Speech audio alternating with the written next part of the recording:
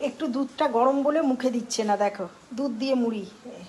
খাও খাও, ওই মেরা বাচ্চা মেরা বাচ্চা, দেখো এই দেখো। আর একটা জিনিস দেখো, এই যে দাঁড়াও লাইট জ্বালাই, এই যে ওই লাট সাহেবের দুধ এসছে, এটা খাবো না ওটা খাবো না, এই যে ওর মম অর্ডার দিয়েছে। ওর মমের মানে টেনশনে মানে হয়ে যায় ছেলের যদি না খাবার হয়। এই যে দেখছো, আর এই যে আমাদের বিগ বাস্কেটের মাল অল্প অল্প এসছে, কোন চালটা ভালো ওইটা দেবে। এই যে বুঝছো, আর এই যে ছেলের দুধ। খাও খাও খাও শোনো, খাও খাও খাও, ওই মেরা বাচ্চা খাও খাও। ওই বাবা উজু বাবাজু উজু বাবাজু উজু বাবা।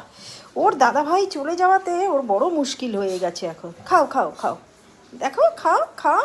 হ্যাঁ, কিন্তু ওর গায়ে হাত দিতেও ভয় লাগে আমার, কামড়ে ঠামড়ে দিলে। এই দেখেছো।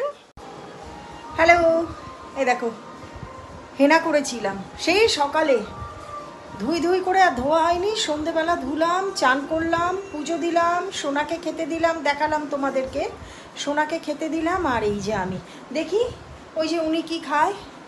ওনার তো মানে এত অসুবিধা হচ্ছে, ওনার ছেলে এটা খাবো ওটা খাবো সেটা খাবো কিছুই খাচ্ছে না।